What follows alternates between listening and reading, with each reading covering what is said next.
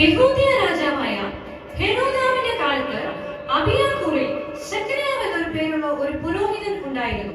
അവന്റെ ഭാര്യ അഹ്റോന്റെ പുത്രിമാരിൽ ഒരുത്തിയായിരുന്നു. അവൾക്ക് എലിസബത്ത് എന്ന പേരായിരുന്നു. ദൈവസന്നിധിയിൽ നീതിയുള്ളവരും കർത്താവിന്റെ സകല കൽപ്പനകളിലും ന്യായങ്ങളിലും കുറ്റമില്ലാത്തവരുമായി നടക്കുന്നവരുമായിരുന്നു. എലിസബത്ത് മച്ചിയാകൊണ്ട് അവർക്ക് സന്തതിയില്ലായിരുന്നു. ഇരുവരും വയസ്സ് ചെന്നവരും ആയിരുന്നു.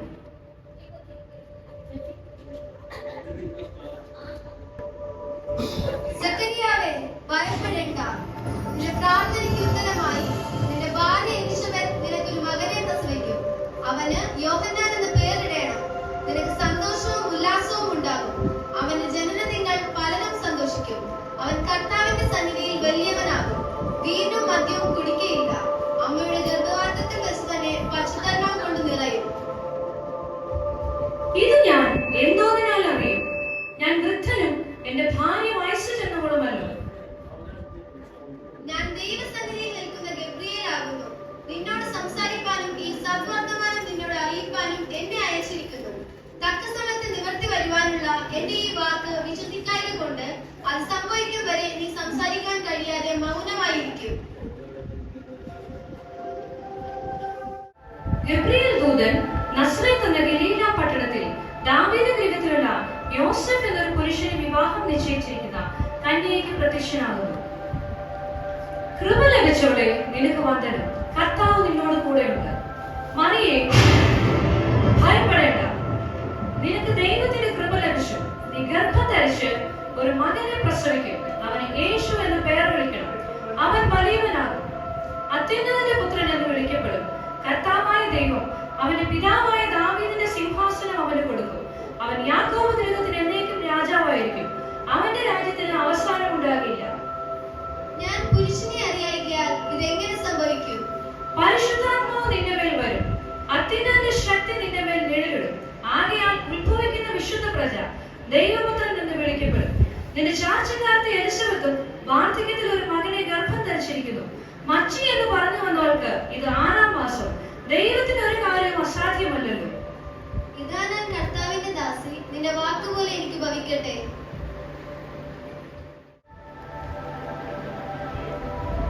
വന്ദനം എലിസബത്ത്.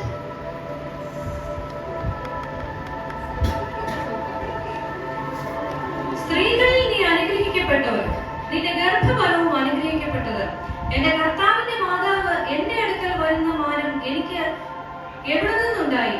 നിന്റെ വന്ദനസ്വരം എന്റെ ചെവിയിൽ വീണപ്പോൾ പിള്ള എന്റെ ഗർഭത്തിൽ ആനന്ദം കൊണ്ട് തുള്ളി. കർത്താവ് തന്നോട് അരുളിച്ചതിന് നിവൃത്തി ഉണ്ടാകും എന്ന് വിശ്വസിച്ചവൾ ഭാഗ്യവതി. എന്റെ ഉള്ളം കർത്താവിനെ മഹിമപ്പെടുത്തുന്നു. എന്റെ ആത്മാവ് എന്റെ രക്ഷിതാവായ ദൈവത്തിൽ ഉല്ലസിക്കുന്നു.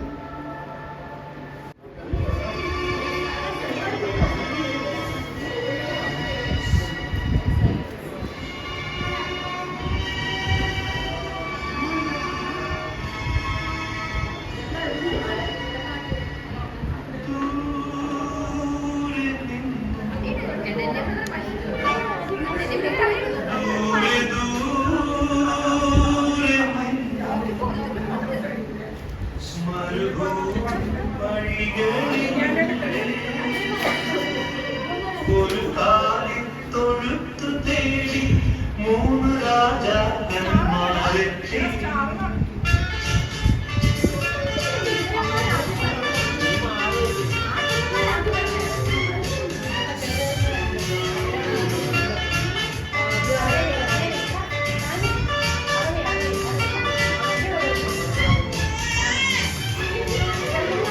ദൂരെ നിന്നും ദൂരെ ദൂരെ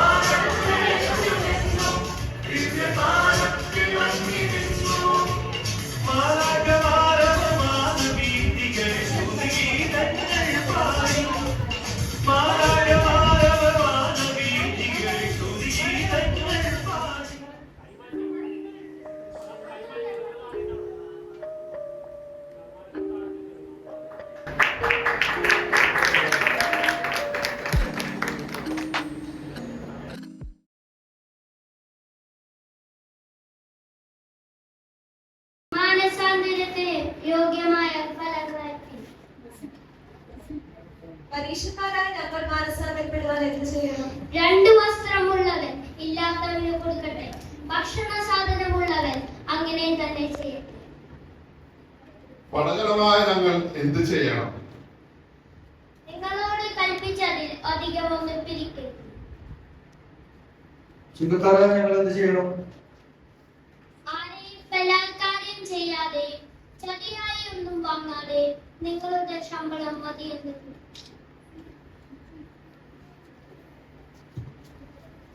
ഞാൻ നിങ്ങളെ വെള്ളം കൊണ്ട് സ്നാനം കഴിപ്പിക്കും.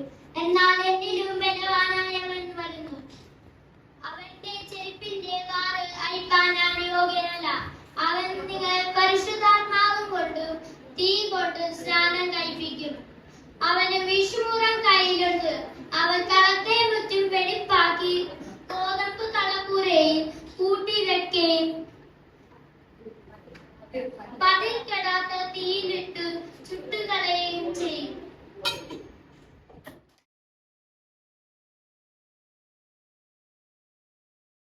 ശമരിയയിൽ കൂടെ കടന്നു പോകേണ്ടി വന്നു. അങ്ങനെ അവൻ സുഖാൻ എന്നൊരു ശമരിയ പട്ടണത്തിൽ യാക്കോബ് തന്റെ പുത്രനായ യോസേഫിന് കൊടുത്ത നിലത്തിനരികെ എത്തി. അവിടെ യാക്കോബിന്റെ ഉറവുണ്ടായിരുന്നു. യേശു വഴി നടന്ന് ക്ഷീണിച്ചിട്ട് ഉറവിനരികെ ഇരുന്നു. അപ്പോൾ ഏകദേശം 6-ാം മണി നേരമായിരുന്നു.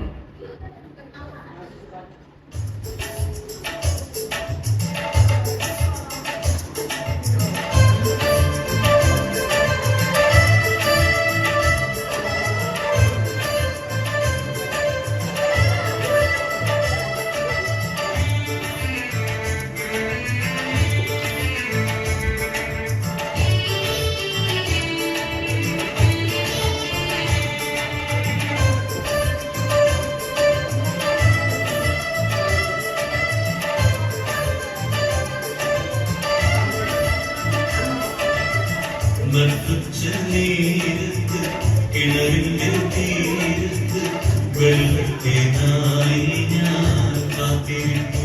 നാളിൽ ഒരു മാത്രം ദാഹനീക്കുണല്ലോ.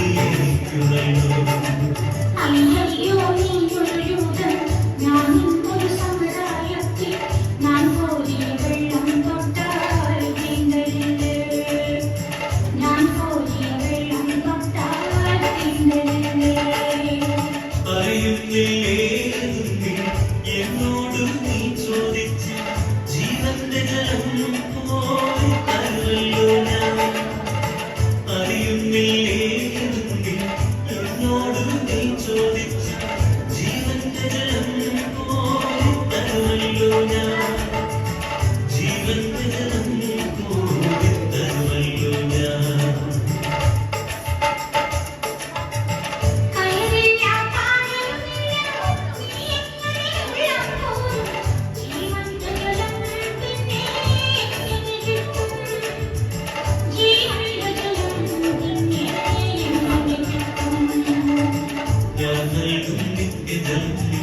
വിശ്വാസം എന്ന് കുടിച്ച നാരി നിനക്കൊന്നാളും ദാഹിക്കില്ല.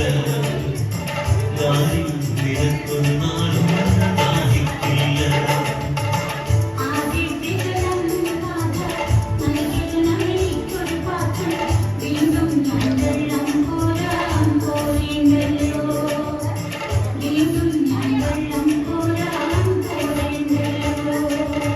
മഹിളെ നീ വീട്ടിൽ പോയി കണവനെ കൊണ്ടുവരൂ. അപ്പോൾ ഞാൻ കോരി വിളമ്പാം ജീവന്റെ ജലം. മഹിളെ നീ വീട്ടിൽ പോയി കണവനെ കൊണ്ടുവരൂ. അപ്പോൾ ഞാൻ കോരി വിളമ്പാം ജീവന്റെ ജലം. അപ്പോൾ ഞാൻ കോരി വിളമ്പാം ജീവന്റെ ജലം.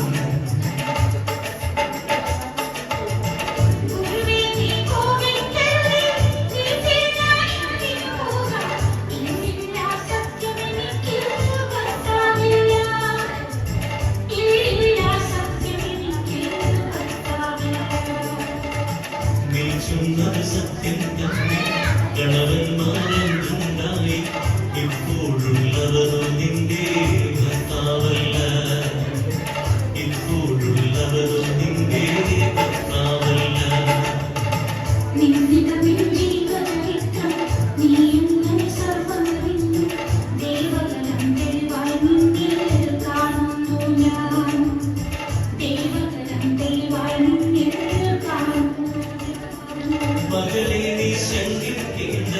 ദൈവത്തിൻ പുത്രൻ തന്നെ നിന്നും